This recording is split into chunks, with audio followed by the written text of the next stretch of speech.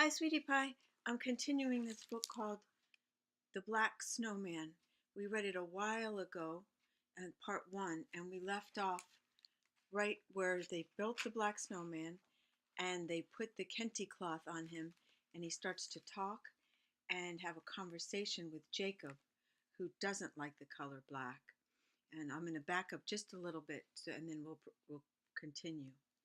Um, let's see.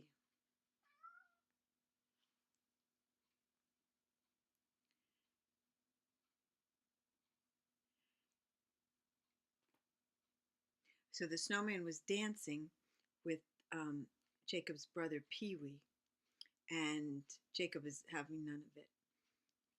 And the snowman says, "But you haven't danced yet. Why, it's downright impolite not to dance with a new friend." And Jacob says, "You're no friend of mine." The snowman walked around Jacob. He pressed his glove to Jacob's forehead and squinted his eyes in concentration.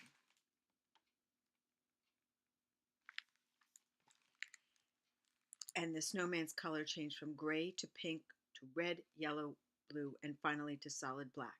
It was as if all the colors in space had painted themselves onto his body. He opened his eyes wide as if he had made a sudden discovery. "So black is bad, huh?" said the snowman. "That's right," Jacob spoke up. And the snowman says, "What's more important in a book? The white pages, the black words, or the message the book holds?" "Huh?" Jacob looked puzzled. "The heavens are black, and the universe is held in it," the snowman said. "Should we call the earth bad because it is cradled in blackness?" Jacob didn't know what to say. The snowman continued, "Have you sat at the table of your forefathers? Have you accepted the shield of courage they have passed along to you?" Jacob hesitated. He didn't know what this crazy snowman was talking about.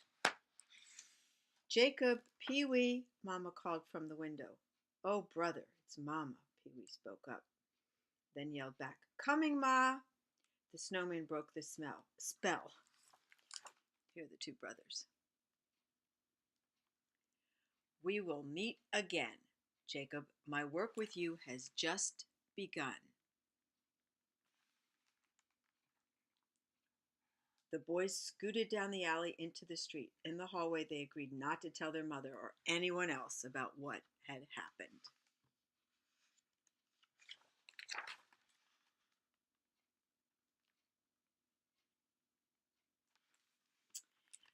Night's curtain fell upon the day. The room was dark except for the street lights that showed dimly through the window. "So what do you think about our snowman? Pretty neat, huh?" said Pee-wee. "What's so neat about an ugly black snowman?" "He's no ordinary snowman," said Pee-wee. "I don't want to talk about him," said Jacob. "But he's alive," said Pee-wee. "Our snowman is alive." Here they are in bed, having a conversation about it.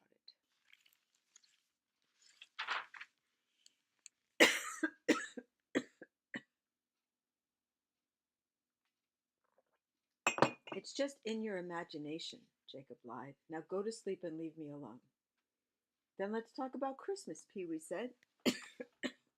"I want to get Mama something real special this year." Jacob became angry. "Don't you understand anything? We don't have any money." "But I have a plan. We can collect empty bottles and cans and turn them in for refund money," Pee-wee explained. "If we collect a whole lot, we can buy Mama a special present. We can buy her that perfume that she likes so much. What do you think? Huh, Jacob?" "Where are you going to get all those cans and bottles, Pee-wee? You'll have to walk half the city to find them." "Oh, no," answered Pee-wee. "I've seen cans all over that old building across the street. That's where a lot of people throw their stuff." "No way," said Jacob. "Don't you go near that place. The building is falling to pieces and Mama will get angry. Anyway, I ain't looking through nobody's garbage." Jacob could tell that Pee-wee was sleeping, but Jacob's mind was too crowded with confusing thoughts to fall asleep. Then Jacob heard a voice. "Arise, great warrior."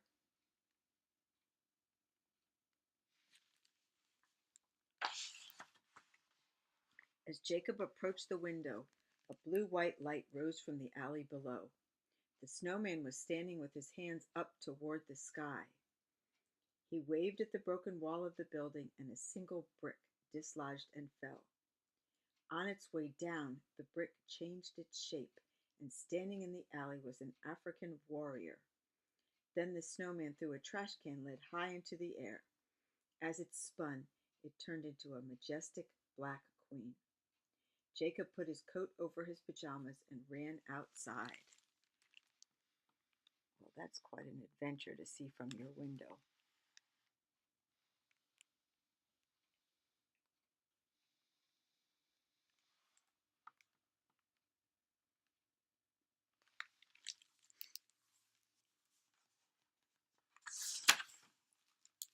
The snowman stepped upon a mound of snow, then waved his arm and asked, "Have you studied with the scholars of Timbuktu?" Suddenly a small clump of snow transformed into a giant figure.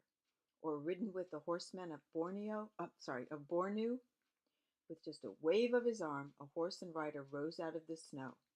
Have you danced with the Zulu, wrestled with the Nuba, hunted with the Bini?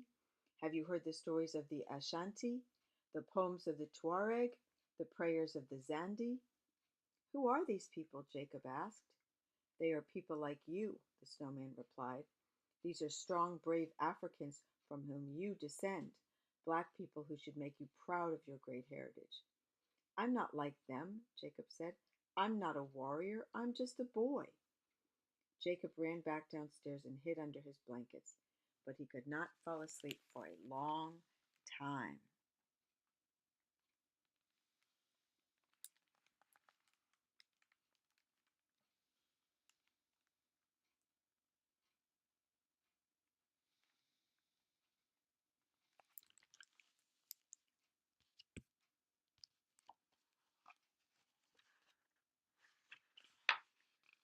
The next day, Jacob woke to see Pee-wee at his bedside with a shopping bag in his hand.